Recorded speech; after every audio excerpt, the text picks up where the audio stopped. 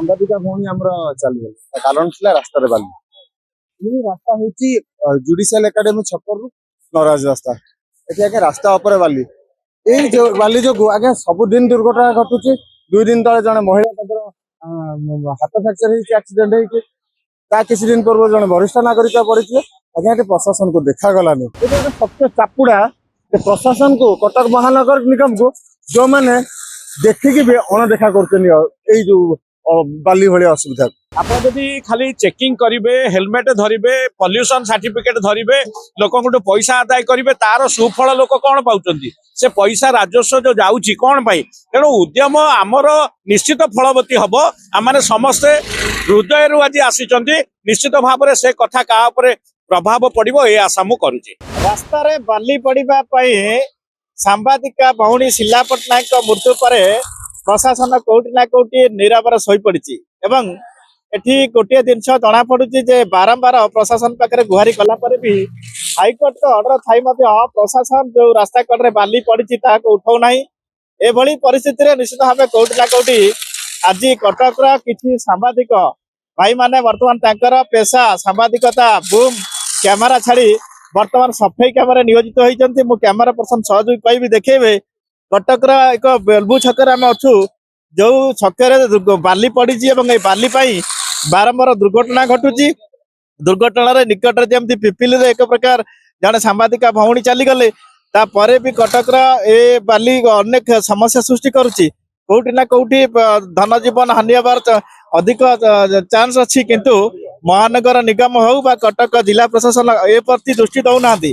ଯୋଉଥିପାଇଁ ଏଭଳି ଏକ ବାଲିକୁ ଆଜି ସାମ୍ବାଦିକ ମାନେ ସେମାନଙ୍କ କର୍ତ୍ତବ୍ୟରେ ଥାଇ ମଧ୍ୟ ନିଶ୍ଚିତ ଭାବେ ବାଲି ଉଠାଉଛନ୍ତି ଏବଂ ଆଲୋଚନା କରିବା ଆମ ସହିତ ସାମ୍ବାଦିକ ମାନେ ଅଛନ୍ତି, ଯୋଉମାନେ ଏଭଳି ଏକ ପ୍ରୟାସ କରିଛନ୍ତି ଯେ ଜିଲ୍ଲା ପ୍ରଶାସନକୁ ଜଣେଇ ଦଉଛନ୍ତି ଯେ ଆମେ ମାନେ କେବଳ ବୁମ୍ ଆଉ କ୍ୟାମେରା ଧରି ସାମ୍ବାଦିକତା କରୁନୁ, ଆମମାନଙ୍କର ଅନ୍ୟମାନ କିଛି କର୍ତ୍ତବ୍ୟ ମଧ୍ୟ ଅଛି, ଯାହା ସାଧାରଣ ଲୋକଙ୍କ ପାଇଁ ଏକ ପ୍ରକାର ସୃଷ୍ଟି ହବ ଆଲୋଚନା କରିବା।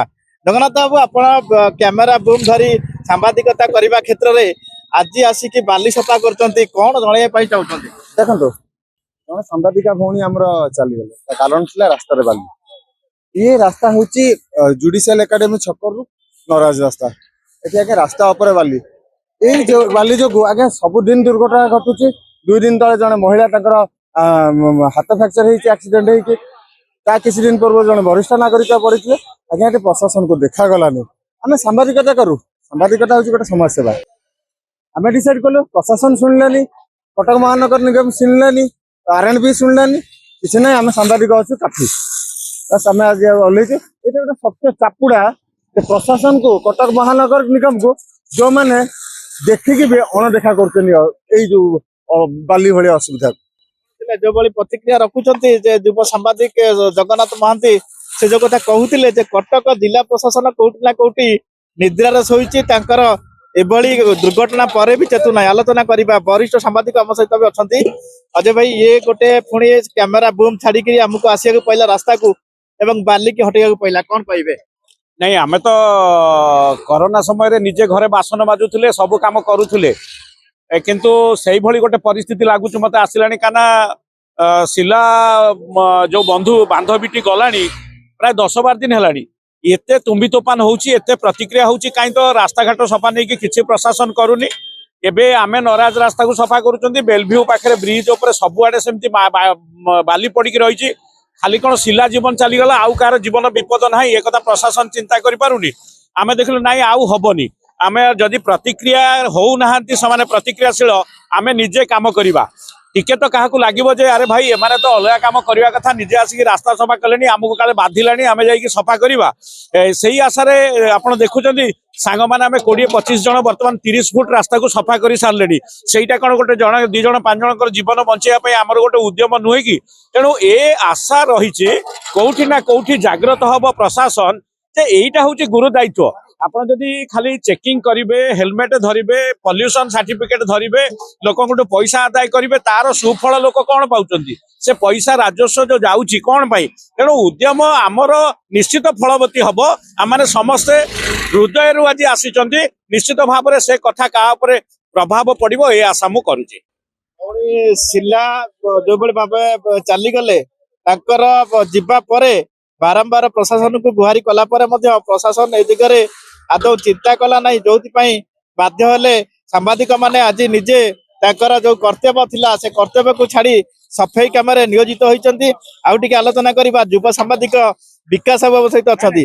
विकास बाबू ये गोटे निश्चित भाव आपण माने कैमेरा बूम धरवा कथा किंतु वर्तमान फाउडा धरचंती काहे कि ये प्रकार काहे कि आ सुनुथिले जे बड़ी प्रतिक्रिया निश्चित भाव एक प्रकार समस्त चाहूचंती जे प्रशासन रा निद भांगो।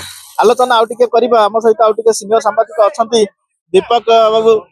सर ये गोटे पुणी आसला गोटे दुर्घटना घटवार 8 दिन हो गलानी जड़े सांबादिका भौणी शिला चली गले कोर्ट को निर्देश अच्छी तापर भी बाली हटू ना आपण मैंने आज कैमेरा बूम छाड़ी निआरा प्रयास आरंभ कर प्रशासन को कोटी ना कोटी चेतावनी देवार अच्छी। निश्चित भाव में आम प्रशासन दृष्टि आकर्षण करने चेष्टा कर कटक सांबादिक भाई मैंने अच्छा समस्त आज एकाठी होती जेहेतु हाइकोर्ट कहवापर सरकार कहवापर रास्तार प्रशासन बाली उठाऊनी पूर्त विभाग बाली उठाऊनी सीएमसी कर्तृपक्ष बाली उठाऊना तो शिला भौणी और बांधवी जमी अकाल मृत्यु घटला बाली जो रास्ता पर बाली थी जो सेमिति अघटन आ कटक न घटू से आम गोटे प्रयास आरंभ करूँ आमर मुख्य उद्देश्य रोचे प्रशासन दृष्टि आकर्षण करवा प्रशासन दृष्टि आकर्षण निश्चित हम आम गोटे आशावादी रहा प्रशासन किसी पदक्षेप नब और कटक जो रास्ता घाटे जी बाली जमी आप देखुए आम केते समय अधघंटा घंटाए लगिलुणी प्राय बाली उठाइवाई तो प्रशासन निश्चित चेतव प्रशासन संवेदनशील हम और रास्ता घाट बाली उठेब और कटक कम से कम आउ एभली अघटन न घटो से प्रशासन टी जत्नवान हम यह आम आशा कर जो प्रतिक्रिया थिला भौणी शिला मृत्यु पर बर्तमान कोउटी ना कोउटी जिला प्रशासन संपूर्ण भाव निद्रार होईची रास्ता कड़े बाली एबे भी जमा रही जहाँ हाइकोर्ट को निर्देश थिला पर मध्य जिला प्रशासन किंबा सफाई दायित्व जो अच्छा महानगर निगम जो मैंने अच्छा सफाई करूना जहाँ आज बाध्य होकर सांबादिक मैंने बूम कैमेरा थोई आप देखुए कौन भाव में 30 ରୁ 40 सांबादिक बर्तमान पहुंची बेलबू छक जो रास्ता कड़े बाली गुड़ा गदा होती जो बाली दुर्घटना घटुला से बाली की बर्तमान सफा करें निश्चित भाव दायित्वपूर्ण गणमाध्यम हिसाब से ये केवल जनइबू जो कलम धरवा कथा जो बूम कैमेरा धरिक न्यूज खबर प्रचार प्रसार करने कथा से आज गोड़ी फाउड़ा बेलचा धरी बाली उठे पारे प्रशासन कहीं ए दिगरे पछमुचा दब। कटक बेलबू छकरू बलराम नायक ओडिशा भास्कर।